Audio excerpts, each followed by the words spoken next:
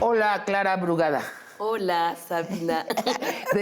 ¿Cuántos mítines y reuniones tienes a diario? Alrededor de 7, entre eventos y actividades con distintos actores de la población, empresarios, personas de algunos territorios, asambleas, mítines, de todo ¿Y el día. cuántas horas duermes?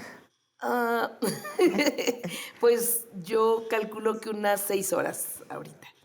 6 horas. Oye, ¿ya viste? Escucha mi voz. Sí, no es Mi voz así. distorsionada, no es así. No es así. Oye, Clara, hay una gran controversia dentro de la izquierda. No dentro de la 4T, sino en un círculo más amplio, que es la izquierda. Por ejemplo, yo no soy de la 4T, no soy de Morena, pero siempre voto lo más que puedo a la izquierda. ¿Qué piensas de esta controversia? Bueno, fue una reacción importante que en esta contienda se ha despertado. A mí me parece que hay un diálogo, que hay una discusión y hay un debate alrededor de la contienda, porque si bien en este proceso interno no debatimos los distintos y distintas contendientes, pero hay una discusión y eso me parece bueno, ¿no? Que haya una discusión, siempre que sea respetuosa, siempre que se aporte y hay diversidad de palabras, de opiniones.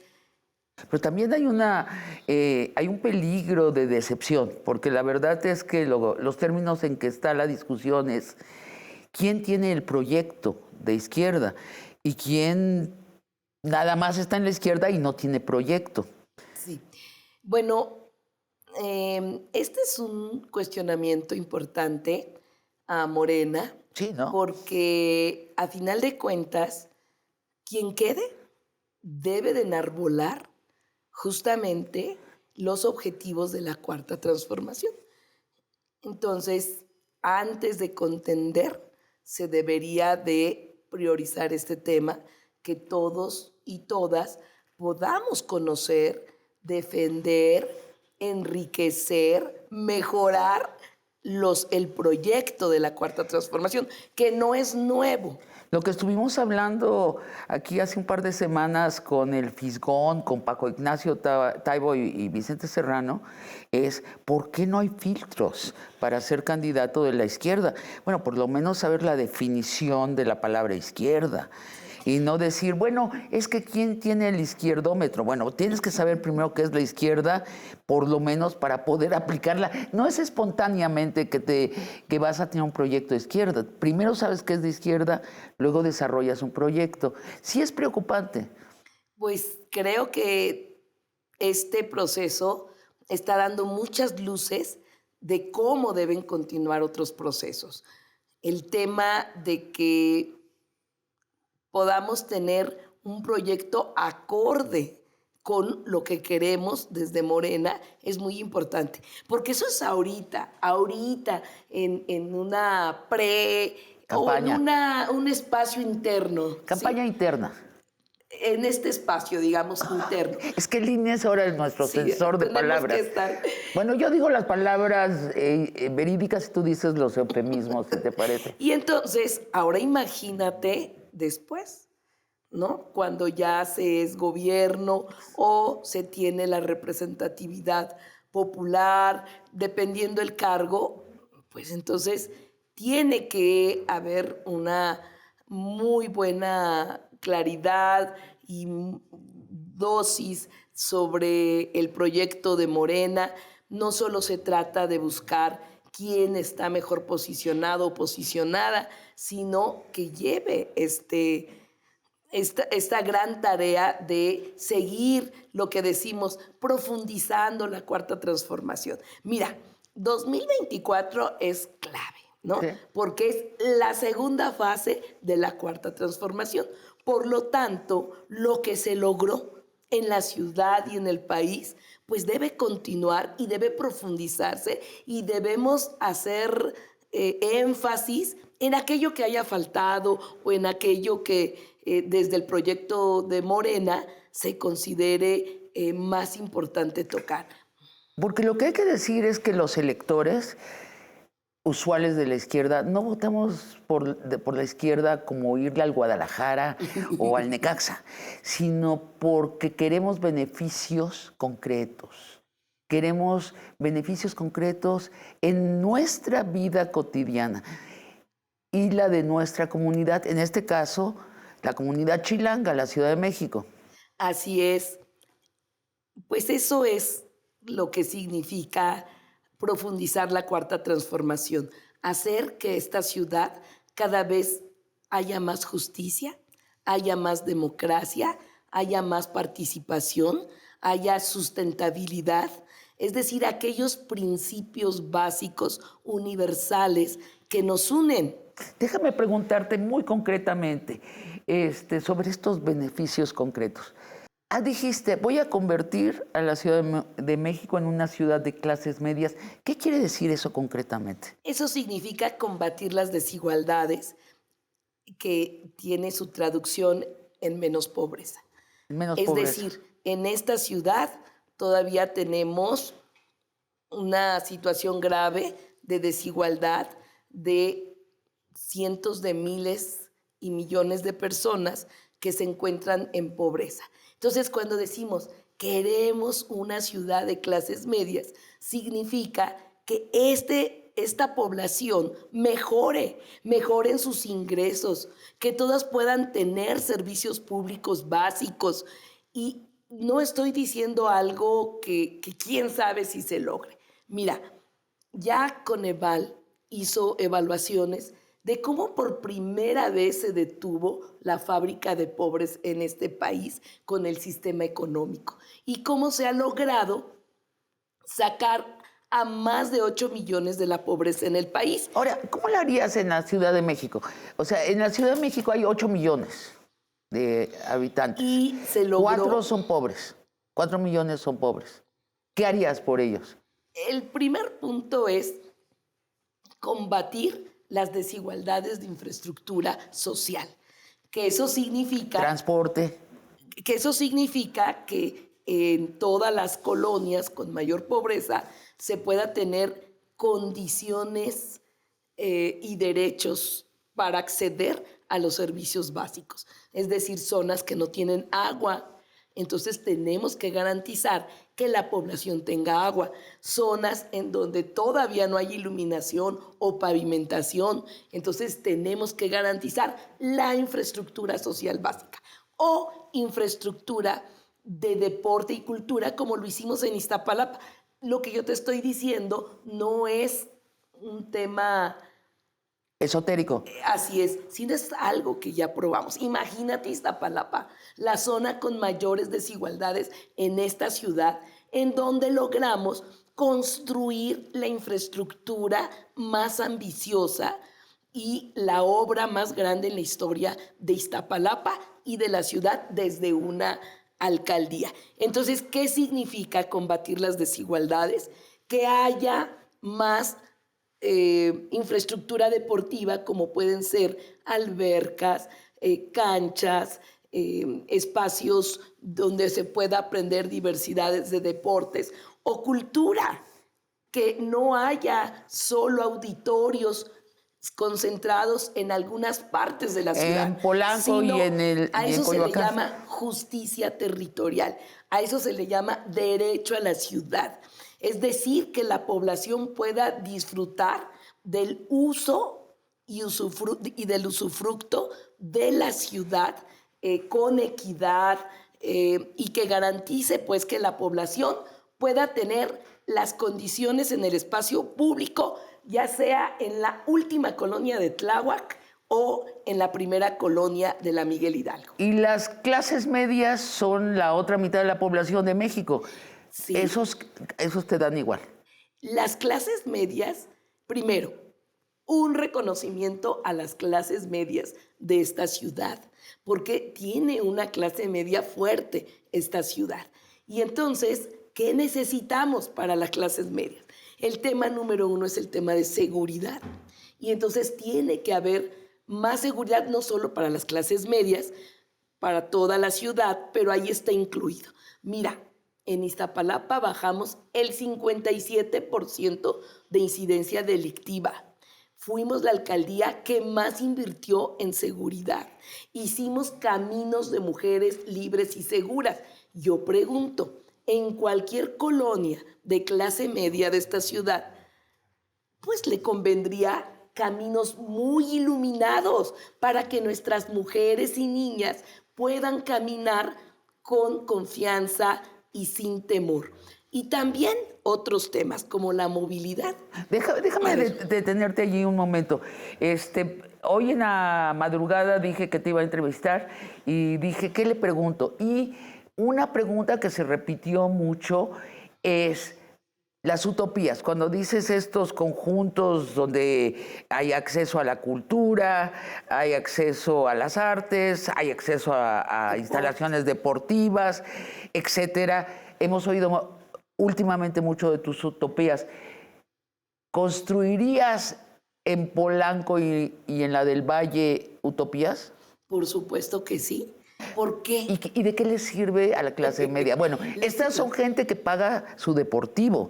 Bueno, aquí lo importante también de las utopías, primero que en un solo espacio se conjuntan distintas áreas o servicios. No es un foro cultural por allá, ni un centro deportivo por acá o un centro comunitario. Es la conjunción de espacios en el que, por ejemplo, el sistema público de cuidados, ¿cuánto le ahorraría en tiempo, dinero y esfuerzo a las mujeres de la clase media tener un lugar en donde pueda ir a nadar, pueda un espacio, un equipamiento para lavar su ropa, pueda tomar la clase de yoga y además pueda tener y sacar su comida para llevar? También en Narvarte. Claro, o sea, en cualquier parte de la ciudad, sí, cuando conocen las utopías, terminan diciendo, yo la quiero cerca de mi casa. Es verdad, yo quiero una utopía cerca de la casa. Y también defiendo la gratuidad.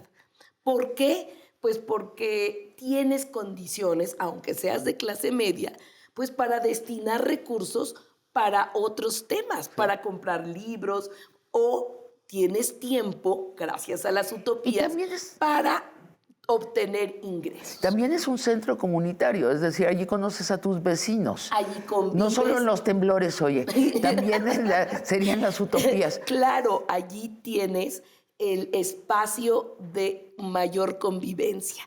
En las distintas actividades puedes aprender arte, puedes aprender a nadar, puedes hacer un ejercicio diario. O sea, tienes todo junto. A ver, y en San Miguel Hidalgo, en Las Lomas, ¿harías una utopía? Bueno, hay que... O ahí ya dices, ya. Creo que también las utopías tienen que ver con los espacios que se tengan. Los espacios públicos, los lugares céntricos. Allí sí hay, ¿eh? Hay bueno, mucho espacio. Pues entonces aquí no es limitante, ¿no? O sea, hay que generar condiciones. ¿Quieres desclasar eso? Cualquier proyecto de las utopías le conviene a cualquier ciudadano, persona, niño, adulto mayor, en fin. ¿Por qué? Porque es un espacio público que lo vemos como una irrupción estética.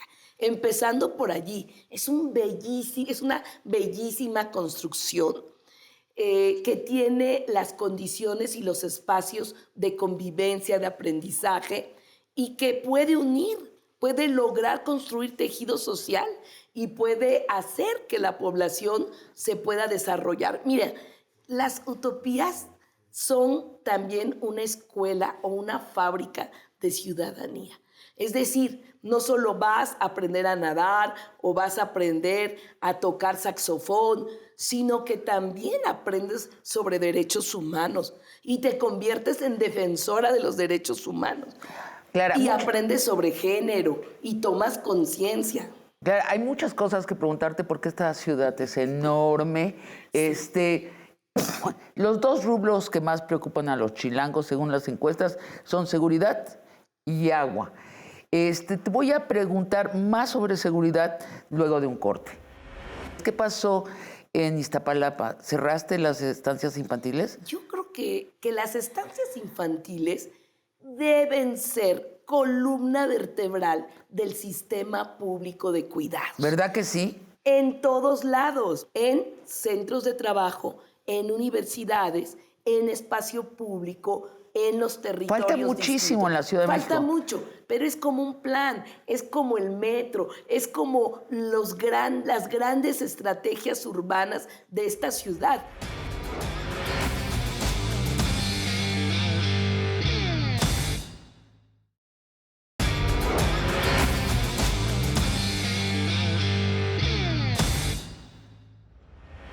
Clara, primer rubro que más le importa a los chilangos, seguridad. ¿Cómo abatir la criminalidad en la Ciudad de México?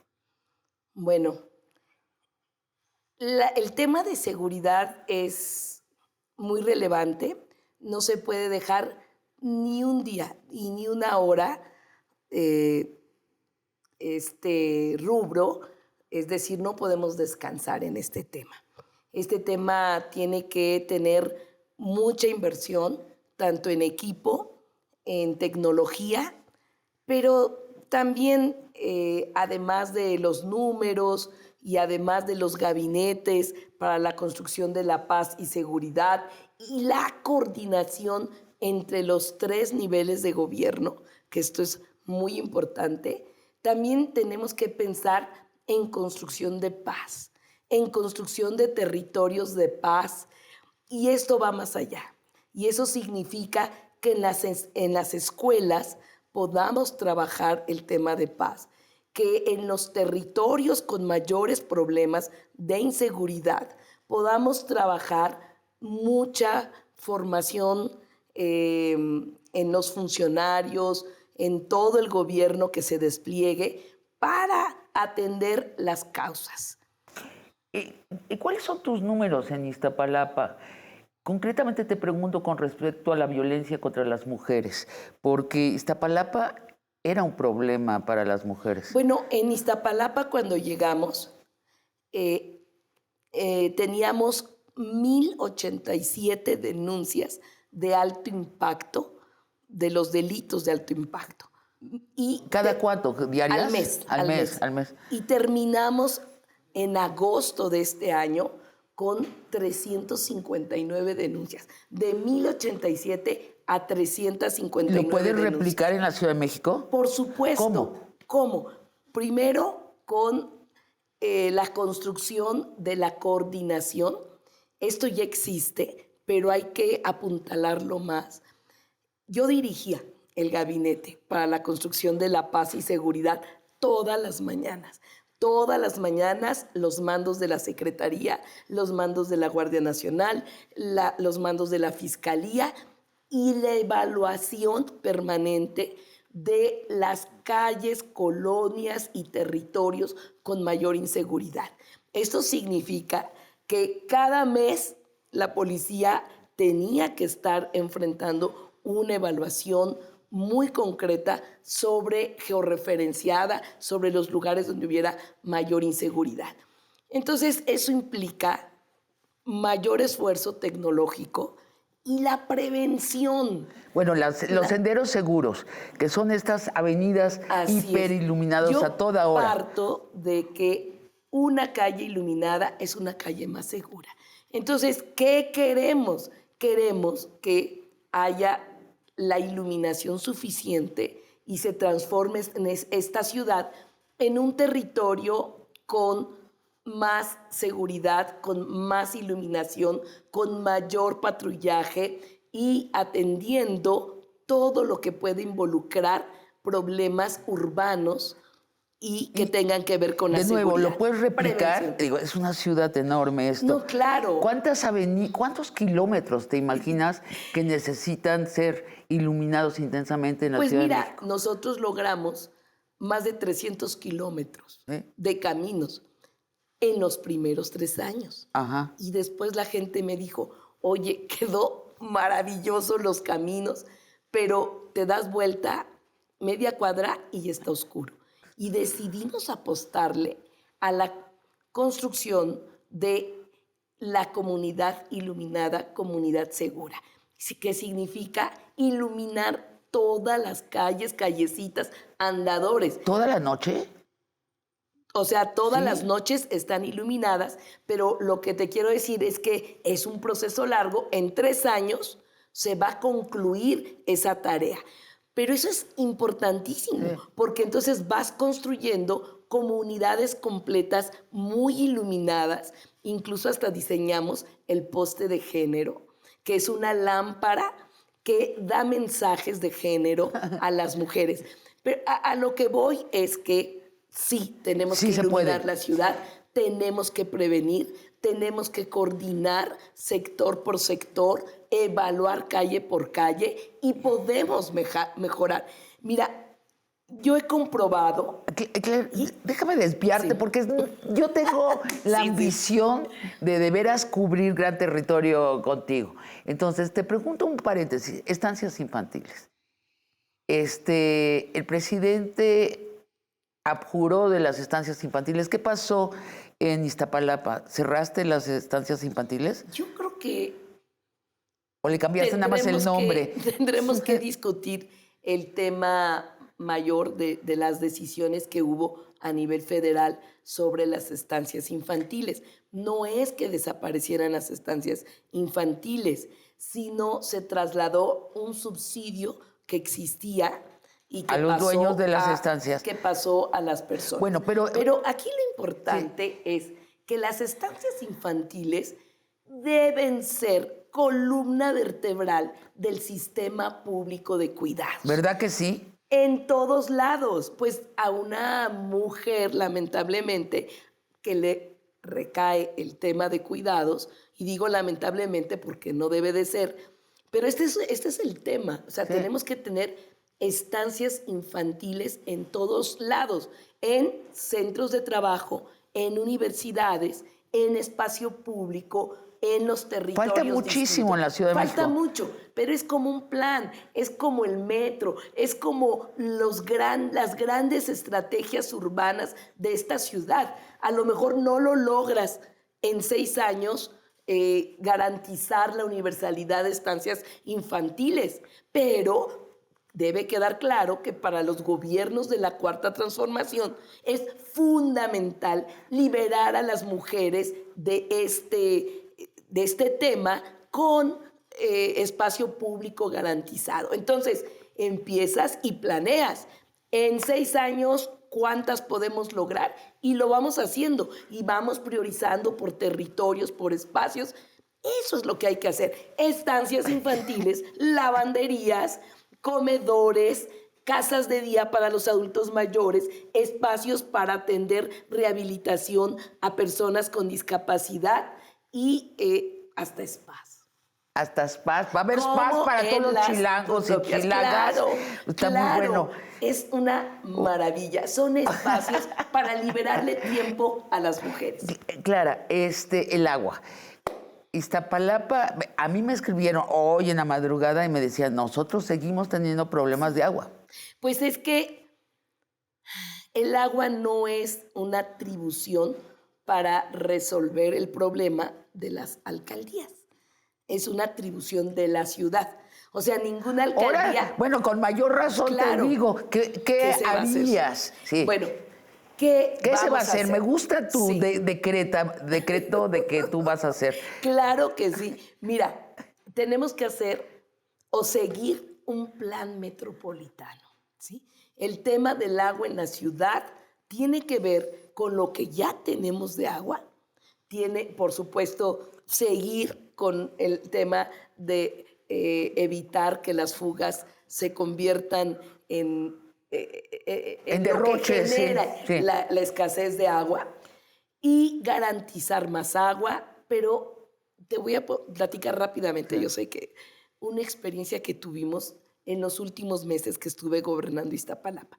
La Sierra de Santa Catarina es la zona con mayor escasez de agua. 300,000 personas que recibían agua cada 10 días o 15 días, Sabina. O sea, nada más imagínate, recibían 3 horas cada 10 o 15 días. Logramos sin una gota de agua más, sin un peso de presupuesto, solo con un trabajo de ingeniería, de talento, de Sí. ciencia y 2 gobiernos comprometidos, que fue el gobierno de la ciudad con SACMEX y la alcaldía, logramos que en poco tiempo, en 2 meses, resolver un problema de 30 años. Claro. Y ahora esas personas reciben agua cada 4 días a la semana.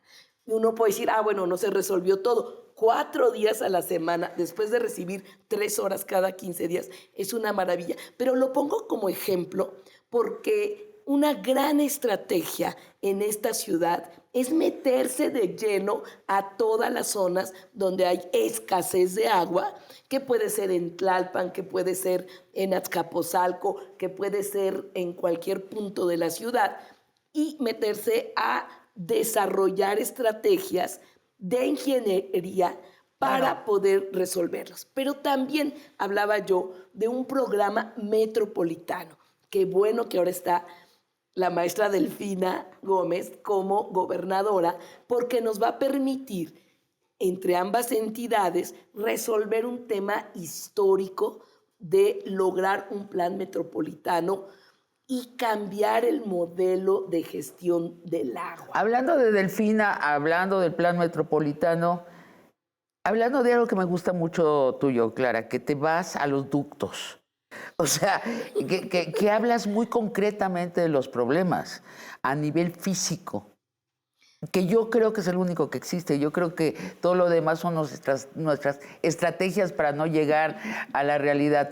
Pero hablando de todo eso, te pregunto sobre la transportación. Un problema de Chilangolandia es la gente pasa 2 horas o 3 horas al día transportándose. A mí. Sí, bueno. Pregúntamelo a mí. Tú llegaste ahorita en tu helicóptero y no tienes ningún problema. Yo sé lo que significa el traslado y creo que hay que dejar muy, muy claro que la columna vertebral de movilidad de esta ciudad es el metro.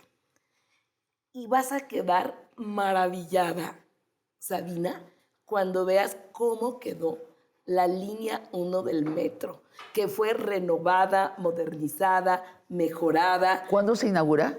En los próximos días se va a inaugurar, en este año. Antes de diciembre va a estar inaugurada. Y va a quedar bellísima.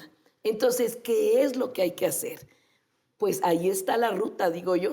Está muy claro que hay que ir línea por línea del metro, modernizando, mejorando, y obviamente que no se tienen todos los recursos para que en un año se hagan y se mejoren todas las líneas, pero sí un plan que te permita, esta es la prioridad de la ciudad, esta es la columna transversal de crecerlo. Y hay que hacerlo.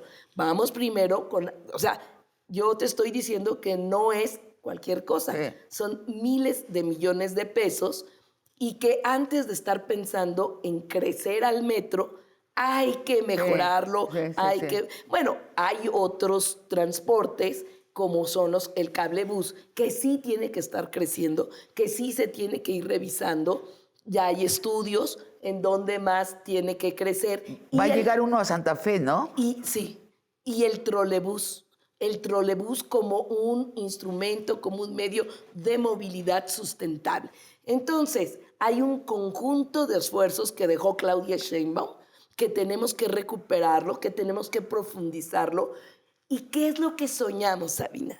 Soñamos de que el transporte público funcione tan bien que podamos dejar el auto. Y bajo esa dinámica, hacer las estrategias que nos lleven a eso.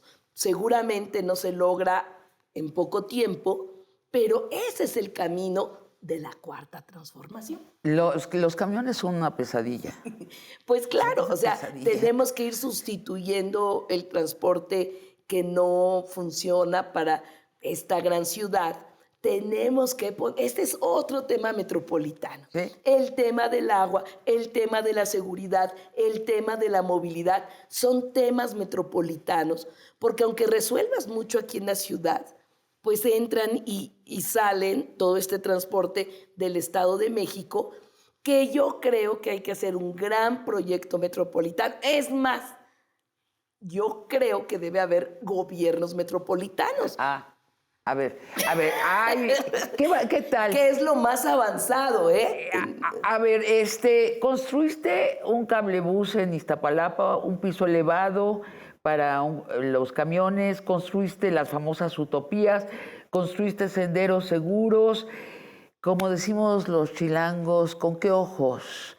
¿Con qué dinero se puede construir todo en la dimensión mega de la Ciudad de México? Bueno, a ver, el cablebús y el trolebús elevado fue del gobierno de la ciudad, inversión del gobierno de la ciudad, y todas las utopías y los caminos y senderos fue de los recursos de la alcaldía. Ahora, pero para construir todo eso que estás planeando... Para la ciudad... A ver, tenemos un candidato que nos dice que él es el mejor amigo de los policías y que no tiene proyecto. Esa es la situación que tenemos. Y después tenemos otra candidata que dice...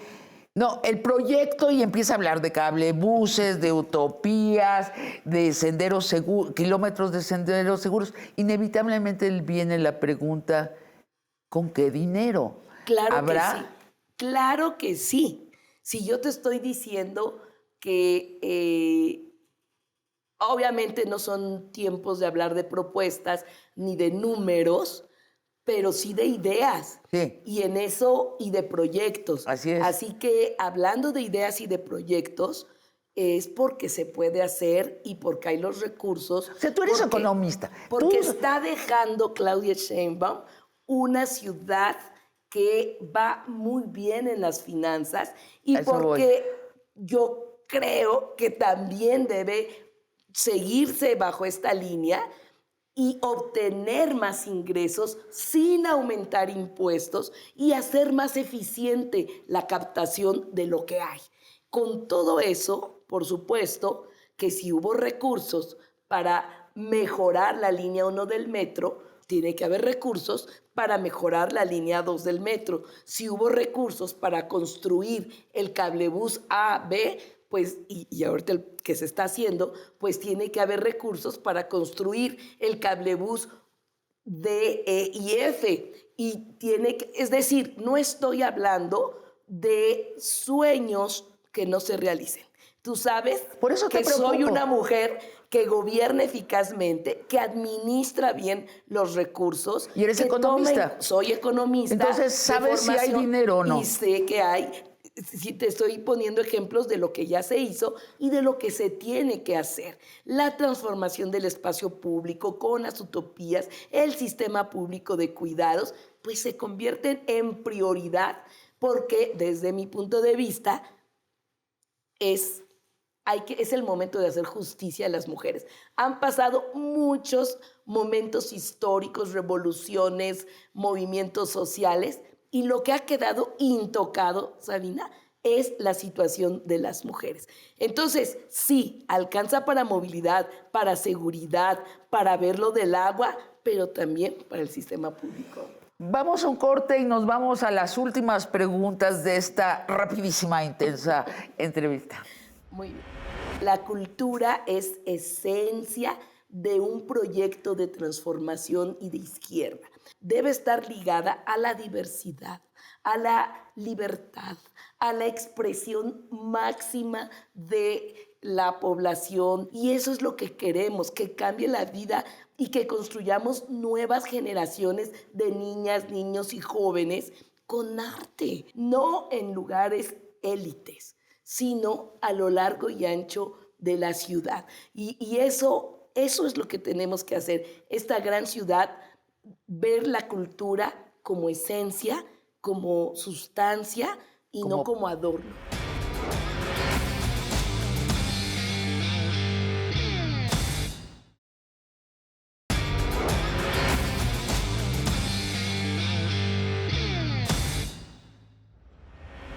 Clara, en Iztapalapa dividiste en secciones de 200,000 habitantes la alcaldía y cada uno tenía su gobierno local Y otra cosa que hiciste muy interesante es que cada uno de estos gobiernos tenía su equipo de construcción.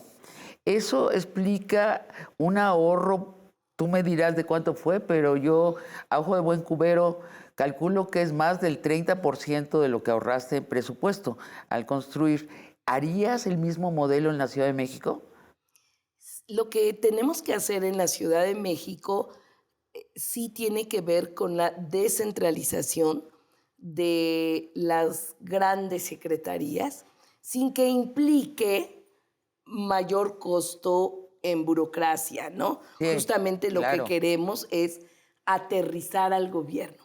A veces se siente al gobierno de la ciudad muy lejano Sí, de lo que acontece en el territorio. sí. Y por eso los gobiernos locales, las alcaldías, juegan un papel muy importante. Así que respetando el papel del tercer nivel de gobierno, que son las alcaldías, se tiene que aterrizar más el tema de las áreas fundamentales de gobierno. Pongo un ejemplo, SACMEX es el sistema de aguas de la Ciudad de México. Entonces, el SACMEX tiene que estar si hay inundaciones, si hay cualquier problema. Entonces, se tiene que cada vez más. Con Claudia se hizo un gran esfuerzo y cambió radicalmente lo que era SACMEX a lo que es hoy. Y tiene que seguir profundizándose. Es decir, el gobierno de la ciudad debe integrarse y debe de territorializarse para garantizar que las políticas públicas lleguen, para garantizar que esté más cercano el gobierno y también para ahorrar. Es decir, el gobierno que se llama por administración, que es el que otorga los servicios por sí mismo, no debe de alejarse, no todo debe ser contratación a empresas. Fíjate que le Oye, no, hicimos pero no así. te van a quedar los No, no, empresarios, pero porque no, no, no. los negocios que se han hecho en esta ciudad, muro que ha construido en esta ciudad, contratista que se ha enriquecido. Fíjate que hay que respetar a todos los trabajadores de esta ciudad, a todos los que hacen el trabajo que garantiza que haya servicios en la ciudad.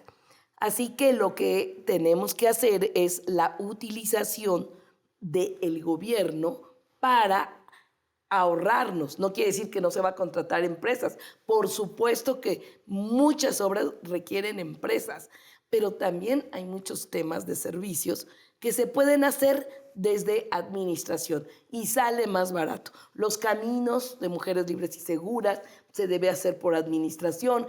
Pero si hay la instalación de lámparas muy especializadas, bueno, eso se contrata una empresa, pero siempre hay que estar buscando de qué manera ahorramos, de qué manera le devolvemos al gobierno su esencia. Me escribió Godzilla, que es habitante de Iztapalapa, en Twitter me decía que si como parte de la política social de la Ciudad de México, Clara crearía un sistema de apoyo económico a cuidadores, cuidadoras familiares, unas suertes de becas del bienestar para cuidadores, cuidadoras, que es lo que hiciste en Iztapalapa, Claro, ¿no? esa es una parte. Pero explícalo, la persona que en la familia se encarga de cuidar a los que necesitan cuidados, recibían una beca Sí, del gobierno. reciben. Sí,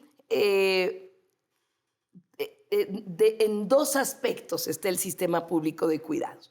Por un lado, el reconocimiento de las personas que cuidan. Sí. Entonces, como muchas personas cuidan, principalmente mujeres, quisimos apoyar las que están cuidando a personas muy mayores y a las personas con discapacidad. ¿Sí? Entonces, a estas personas cuidadoras se les da un apoyo económico que tiene que ver con la revalorización de la tarea de los cuidados. Revalorización. Yo quiero rescatar las 3 R's. La R de revalorización del trabajo doméstico. La R de redistribución de las tareas de los cuidados entre la comunidad y también desde el Estado, desde los gobiernos. Y la R, la tercera R, de reducción de las tareas de los cuidados Sí. con equipamiento. Entonces, por un lado es apoyar a las personas que se dedican en cuerpo y alma a cuidar a las que ya no pueden valerse por sí mismos y que no son tomados en cuenta. Y por otro lado, la generación de infraestructura, incluso aulas para enseñarles a los varones a cuidar. Es muy feminista tu proyecto. Hay áreas más feministas, hay áreas que de plano son maternales, como esta de los cuidados, de las utopías, el cuidar la cotidianidad de las familias, los comedores gratuitos. ¿Harías comedores gratuitos o casi gratuitos en la Ciudad de México como en Iztapalapa? Sí, de hecho hay Eso es ya. bien importante, ¿no? Mira, ¿cuántas horas invierte una persona en pensar qué va a hacer de comer? En ir Y al luego mercado. ir a comprar y después hacer de comer, Sí. aunque lo planee a la semana. Entonces, la comida, hacerlo a través de los comedores populares, ya existe un programa de comedores populares en la ciudad. Yo tengo el orgullo de decir que el primer comedor popular del país lo hicimos de manera autogestiva en San Miguel Teotongo hace 30 años. Y de allí vienen las utopías, y de allí viene el buscar el feminismo popular, el buscar que esta ciudad también sea para las mujeres. Entonces, sí, imagínate que las mujeres solo vayan y recojan su comida con un precio de 11 pesos la ración, que incluye sopa, que incluye guisado, que incluye frijoles, arroz y agua. No, te cambia la vida, te Cambia cambia la la vida. vida. Tienes un lugar en el mismo espacio donde puedes entregar tu ropa para lavar, donde llevas tu comida y donde puedes tener también a las personas que cuidas como estancias infantiles. Mira, ve el área femenina del equipo. Están así como diciendo, ya están diciendo, cambiándose en su asiento. Dicen, no, eso a mí sí me conviene. Claro. Yo creo que a las mujeres A que todas las trabajamos, mujeres. que somos casi todas, bueno, que trabajamos fuera de la casa, todas Sí. trabajan en general, es muy importante. En las artes. A mí me sorprende mucho en esta época de descuido por las artes, la importancia que tú le das a las artes, le has dado en Iztapalapa. ¿Por qué? ¿Por qué en Iztapalapa? Describamos un poco. Iztapalapa está tapizada de murales. ¿Hay cuántos murales? 10,200 murales. Y los 8 kilómetros del cablebús es un recorrido por encima de 8 kilómetros de murales Ahí hay instalados 1,300 murales en las azoteas. Y nadie se debe imaginar que tienen algo, que son naif o folclóricos, para nada. Son hiperprofesionales, son arte de punta, son muy expresivos. Realmente Iztapalapa se convirtió en la galería abierta de arte urbano. Imagínate que los muralistas se convirtieron en constructores del tejido social, en transformadores de la dignidad de las personas, de hacer que Iztapalapa cambiara su rostro. Es muy importante el arte, la cultura.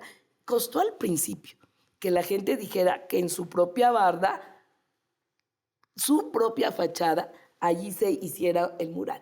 Cuando vio las bellezas, ahora la gente pide y pide murales, ¿no? Porque ha cambiado en verdad la vida de la gente. El muralismo, tanto así que ahora se hizo la Escuela de Muralismo en Iztapalapa. Pero no solo hay arte en los murales, que eso y es mucho y es muy bueno, sino también justamente la cultura, las artes son una herramienta poderosa para transformar la vida de la gente. Déjame insertar algo aquí. Las dos óperas que produjo el gobierno de Iztapalapa son dos óperas de nivel internacional. Son, bueno, tema mexicanísimo, tiene que ver con el mundo prehispánico, pero el músico de la segunda ópera, Cuitlahuatzin, Samuel Siman, uno No, yo diría que es el músico mexicano más relevante actualmente, o si no, uno de los dos. Nivel internacional, cantantes mexicanos que ahora están residiendo en Europa y están en compañías europeas. ¿Por qué? ¿Para qué? Bueno, primero partir que la cultura, pues es un derecho. Y los gobiernos debemos de tomar el tema de la cultura como prioridad. No es de que si te alcanzó y hasta el último, pues hay lo que haya alcanzado. Así es como se tomó hasta ahora. No, yo creo que tampoco.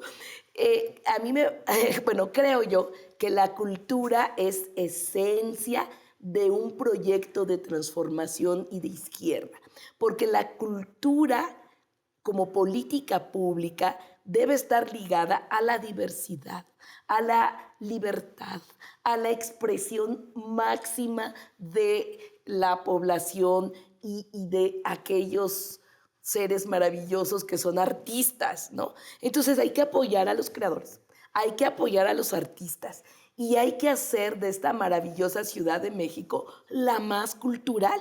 Y eso implica la cultura no solo como crear públicos y grandes espectadores, que sí, no, hay que meternos a la formación artística de quienes no tienen la oportunidad de que su familia, de que sus hijos, sus hijas estén tomando esta arte, estén tomando clases de distintos tipos de artísticas que forman y transforman. Sí. Mira, cuando un joven se entusiasma por tocar saxofón o una niña en la noche se duerme pensando que al otro día va a tocar en piano en su clase, cambia la vida, sí, Sabina, cambia la vida.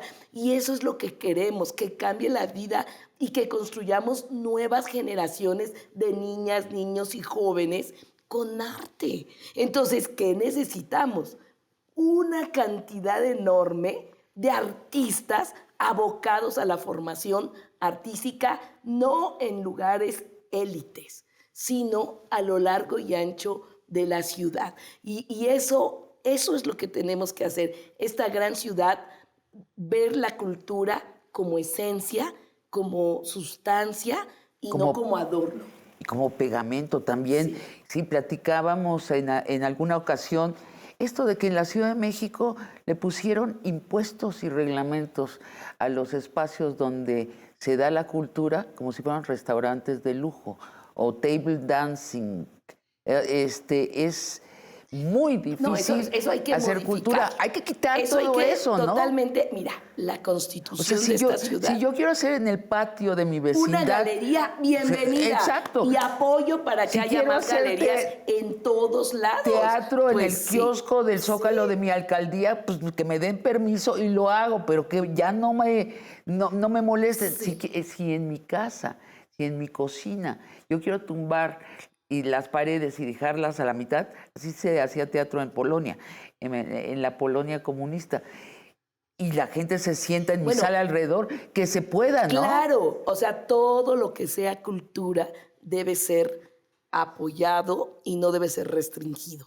La propia Constitución de la Ciudad de México logra artículos que ayudan justamente a la promoción cultural. En Iztapalapa tienes una escuela de cine.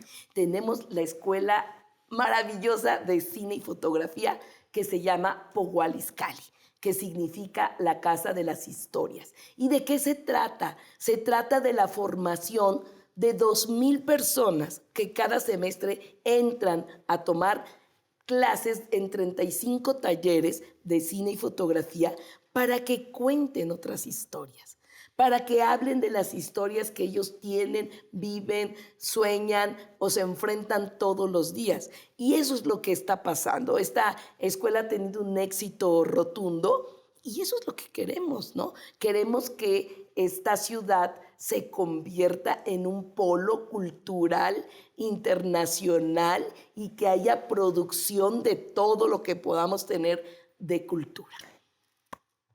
Te pido una sola frase para concluir. Harfuch dijo que su meta es convencer a los radicales de izquierda que abracen a la policía. ¿Cuál es tu meta?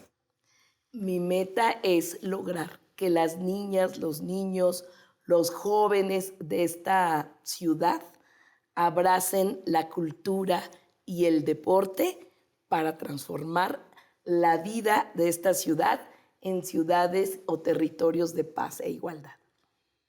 Clara, gracias y buena suerte. Gracias, Sabina. Y a ustedes, amigos y amigas, los espero el próximo jueves para otra conversación de largo aliento.